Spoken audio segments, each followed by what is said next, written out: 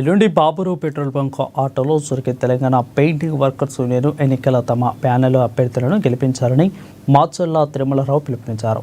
తెలంగాణ రాష్ట్ర ప్రభుత్వం పెయింటింగ్ వర్కర్స్కు వారి సంక్షేమానికి తగిన విధంగా కృషి చేయాలని వారు కోరారు. గతంలో పెయింటింగ్ వర్కర్స్ యూనియన్ బాధ్యతలు తీసుకున్న వారు ఎవరూ వర్కర్స్గా సంక్షేమం కోసం కృషి చేయలేదని ఆరోపించారు.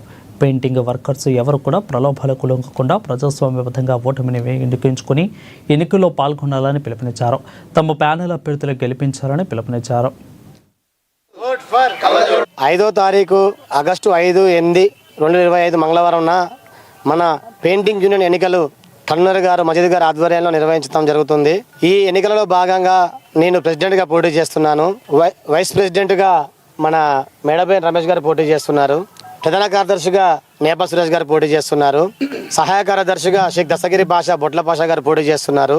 కోశాధికారిగా వరగాన్ రమేష్ గారు పోటీ చేస్తున్నారు. మా గుర్తు వచ్చేసి కళ్ళజోడు గుర్తు.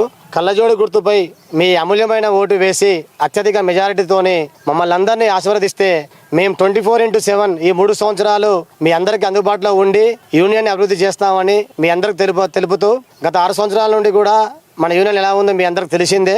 నేను పోటీ చేసేది నా గెలుపు కోసం కాదు, మన అందరి హక్కులు ప్రశ్నించడానికి ఈ ప్రభుత్వాన్ని అయినా కేంద్ర ప్రభుత్వాన్ని అయినా మనకి పెయింటర్ మిస్ చనిపోయినా వర్కర్ చనిపోయినా మనకి వచ్చే ఇన్సూరెన్స్ లేబర్ ఇన్సూరెన్స్ చాలా తక్కువగా ఉంది.